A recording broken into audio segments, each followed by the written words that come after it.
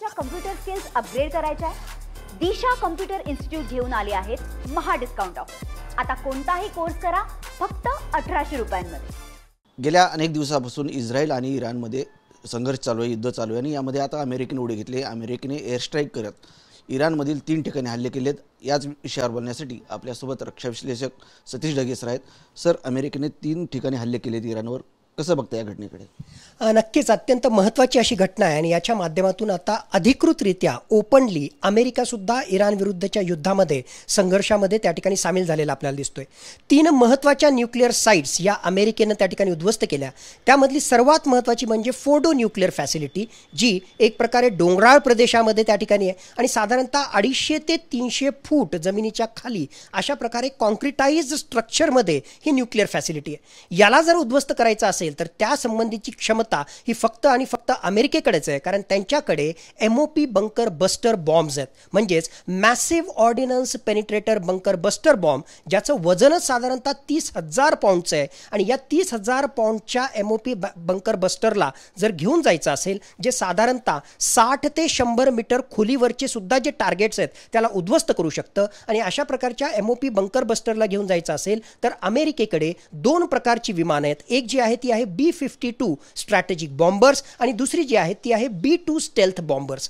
अमेरिकेनं B-2 stealth बॉम्बर्सचाच या MOP bunker बस्टरला वाहून नेण्यासाठी वापर केला, कारण यामध्ये स्टेल्थ केपेबिलिटी म्हणजे थोडक्यात इराणच्या रडारला चकवा देण्याची क्षमता असल्यामुळे या B-2 स्टेल्थ बॉम्बर्सच्या माध्यमातून हे MOP बंकर बस्टर अमेरिका त्या ठिकाणी घेऊन गेला आणि त्याच्या माध्यमातून न्यूक्लिअर फॅसिलिटीजवर, मुख्यतः फोर्डो न्यूक्लिअर फॅसिलिटीजवर त्यांनी 6 अशा प्रकारचे MOP बंकर बस्टर दागले, अशा प्रकारच्या बातम्या येतात। दुसऱ्या बाजूला बाकीची जी 2 म्हणजेच नतांज आणि अस्फहान न्यूक्लिअर फॅसिलिटीज आहेत त्याला उद्ध्वस्त करण्यासाठी 30हून अधिक टॉमहॉक मिसाईल या सबमरीनच्या माध्यमातून पाणबुड्यांवर असणाऱ्या एअर केपेबिलिटीजच्या माध्यमातून अमेरिकन त्या ठिकाणी दागलेले आहेत। नक्कीच अमेरिकेनं लेटेस्ट टेक्नॉलॉजीचा वापर करून अशा प्रकारचे हल्ले केलेले आहेत आणि याच्यामुळे आता अमेरिका प्रत्यक्षरित्या यामध्ये सामील झाल्यामुळे हा फक्त इस्रायल आणि इराणचा द्विपक्षीय संघर्ष न राहता अमेरिका सुद्धा त्यात उडी मारलेली आहे आणि पश्चिम आशिया आता युद्धाच्या एक प्रकारे जे आहे ज्वालांमध्ये होरपळून निघतोय की काय, अशा प्रकारची परिस्थिती निर्माण झालेली आहे। या हल्ल्यानंतर इराणने असं म्हटलंय की सुरुवात तुम्ही केली, शेवट आम्ही करणार। याकडे कसं बघता, नेमके काय होणार आहे पुढे?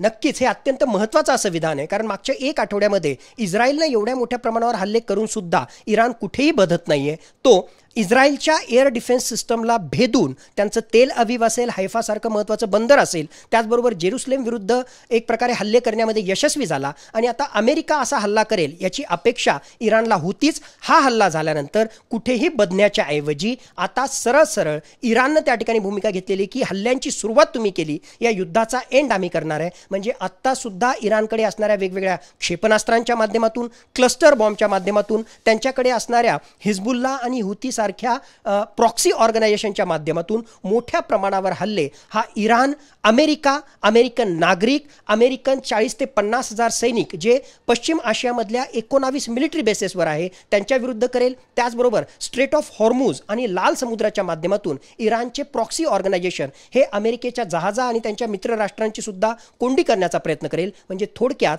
पश्चिम आशियामधला हा संघर्ष आणखीन व्यापक होणार, हीच सगळी ती चिन्ह आहेत आणि तशा प्रकारची हिंटच इराणमधून एक त्यांच्या या नेटवर्कच्या माध्यमातून ज्या प्रकारचं विधान आलेलं आहे की सुरुवात तुम्ही केली, एंड या युद्धाचा आम्ही करणार, यावरून स्पष्टपणे दिसतंय की इराण सुद्धा मागे हटणार नाही। इराण सुद्धा येणाऱ्या काही तासांमध्ये अमेरिकांच्या हितांविरुद्ध जोरदार हल्ले करेल। अजूनही इराणकडे वेळ आहे, वेळ गेला नाही असं अमेरिकेचे अध्यक्ष डोनाल्ड ट्रम्प म्हटलेत। असा इशारा अमेरिकेनं आता इराणला दिला आहे। अमेरिकेची ही पहिल्यापासूनच रणनीती राहिलेली आहे। मागच्या काही दिवसांमध्ये सुद्धा एका बाजूला इस्रायलला सपोर्ट करून जोरदार प्रकारे जे आहे सामरिक कारवाई करायची, जोरदार हल्ले करायचे आणि प्रत्येक दिवशी इराणला सांगायचं की तुम्हाला जर अशा प्रकारचे हल्ले रोखायचे असतील, अशा प्रकारची सामरिक कारवाई रोखायची असेल तर तुम्ही आमच्याशी चर्चा करा। माझ्या मते शुक्रवारी इराणचे परराष्ट्रमंत्री अराक्ची यांची युरोपियन युनियनच्या परराष्ट्रमंत्र्यांशी जी चर्चा झाली आणि ती चर्चा फिसकटली, म्हणजेच अमेरिकेशी चर्चा करण्यासाठी नकार ज्यावेळेस इराणनं दिला त्यावेळेस एक प्रकारे अमेरिकेची प्रतिष्ठाच पणाला त्या ठिकाणी लागली होती। दुसऱ्या बाजूला इस्रायलनं मागच्या 1 आठवड्यामध्ये एवढ्या मोठ्या प्रमाणावर हल्ले करून सुद्धा इराण प्रत्येक दिवशी इस्रायल आणि अमेरिकेविरुद्ध जोरदार हल्ले करण्यासाठी तयार होत होता। ही सगळी पार्श्वभूमी पाहून अमेरिकेनं जे आहे इराणच्या महत्त्वाच्या अशा न्यूक्लिअर फॅसिलिटीज विरुद्ध हल्ला त्या ठिकाणी केलेला आहे आणि त्यांची जी प्रेशरायझिंग टॅक्टिक आहे की आम्ही फक्त जे आहे सटीकपणे 3च न्यूक्लिअर फॅसिलिटीजवर आम्ही हल्ला केला आणि त्यांनी स्पष्टच सांगितलेलं आहे की इराण तुमच्यासाठी पीस म्हणजे तुम्ही चर्चा करा किंवा ट्रॅजेडी, अजूनही भरपूर टार्गेट इराणमध्ये आहेत जे आम्ही हिट करू शकतो आणि हे तर फक्त जे आहे सुरुवात आम्ही केलेली आहे. जर इराणनं आमच्याशी चर्चा केली नाही, टोटली सरेंडर केलं नाही, तर इराणमध्ये आणखीनही मोठ्या प्रमाणामध्ये आम्ही हल्ले करू अशाच प्रकारची भूमिका अधिकृतरित्या अमेरिकेनं घेतलेलं आहे. आणि म्हणूनच peace or tragedy for Iran हा अमेरिकेचा संदेश, डोनाल्ड ट्रम्प यांचा संदेश अत्यंत महत्त्वाचा ठरतो. सर, येमेनमधील हुती बंडखोरांची अमेरिकेला धमकी आहे की ते असं म्हणतात की इस्रायल इराण संघर्षात भाग घेऊ नका, अन्यथा लाल समुद्रात अमेरिकी जहाजावर हल्ला करणार. नक्कीच इराण जो आहे अमेरिका आणि अमेरिकेच्या मित्रराष्ट्रांविरुद्ध जे आहे वेगवेगळ्या मिसाईल आणि क्लस्टर बॉम्बच्या माध्यमातून, ड्रोनच्या माध्यमातून हल्ला तर करतोयच, पण त्याचे जे प्रॉक्सी ऑर्गनायझेशन्स आहेत ते जास्त खतरनाक आहेत. हिजबुल्लासारखं लेबननमध्ये असणारं आणि त्याहून महत्त्वाचं येमेनमध्ये हुती बंडखोर जे आहेत त्यांचा फार मोठ्या प्रमाणावर जे आहे समुद्रावर एक प्रकारे कब्जा आहे किंवा त्यावर जे आहे त्यांचं नियंत्रण आहे. आणि मागच्या काही महिन्यांमध्ये सुद्धा आपण पाहिलं की अमेरिकेच्या सुद्धा काही जहाजांना टार्गेट करण्यामध्ये हुती यशस्वी झाले होते. म्हणून वरकरणी जरी अमेरिकेनं काही दाखवलं तरी सुद्धा जे आहे काही महिन्यांपूर्वी या हुतींविरुद्ध जे आहे एक प्रकारे माघार अमेरिकेला घ्यावी लागली होती. आणि ज्यावेळेस आता अमेरिका इराण विरुद्ध उघड अशा प्रकारचे हल्ले करतोय तर इराणचे प्रॉक्सी ऑर्गनायझेशन, हुतीसारखं ऑर्गनायझेशन, त्यांनी अधिकृतरित्या आता त्या ठिकाणी घोषणा केलेली आहे की रेड सीमध्ये, लाल समुद्रामध्ये अमेरिका आणि त्यांच्या मित्रराष्ट्रांची जी महत्त्वाची जहाजं आहेत त्या जहाजांवर सुद्धा आम्ही हल्ला करू आणि अमेरिकेच्या हितांना एक प्रकारे आम्ही बाधा पोहोचवू शकू. नक्कीच या सगळ्या ज्या धमक्या आहेत त्या सिरियसली अमेरिकेला घ्यावे लागतील, कारण हुती बंडखोरांकडे वेगवेगळ्या प्रकारचे ड्रोन्स आहेत, त्याचबरोबर वेगवेगळ्या प्रकारच्या हल्ल्यांच्या माध्यमातून समुद्रावर वर्चस्व प्राप्त करण्याची क्षमता आज घडीला तरी हुतीकडे आहे. म्हणून इराणियन प्रॉक्सी ऑर्गनायझेशन या येणाऱ्या काळामध्ये अमेरिका आणि अमेरिकेच्या मित्रराष्ट्रांविरुद्ध तुटून पडतील अशा प्रकारची दाट शक्यता वाटते.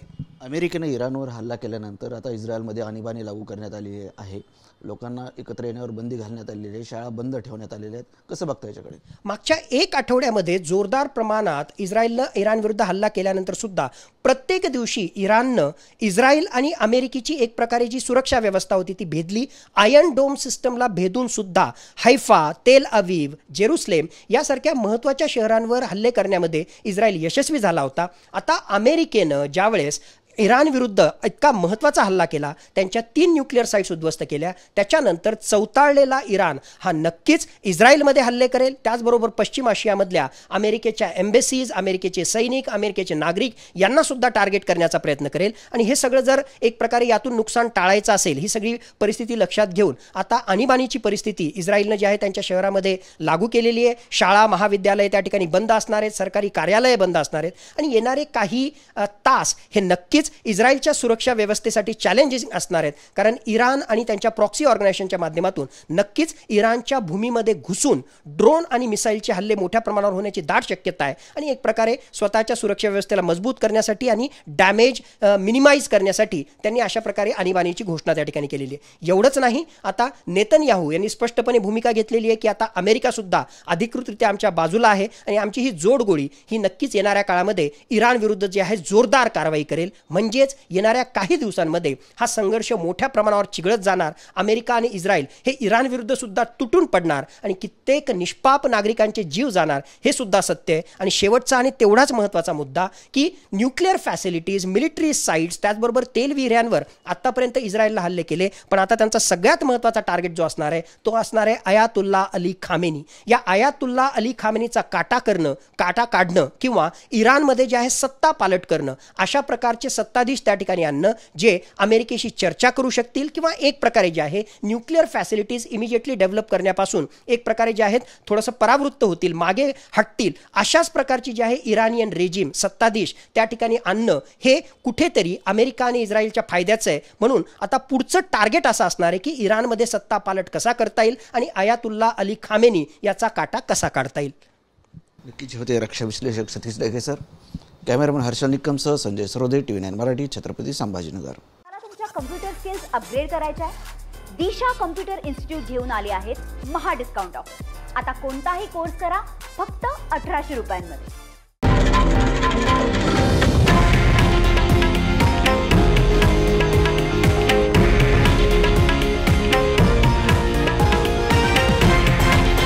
हे आहे देशातील नंबर 1 न्यूज नेटवर्क आणि आपण पाहत आहात TV9 मराठी, एकमेव.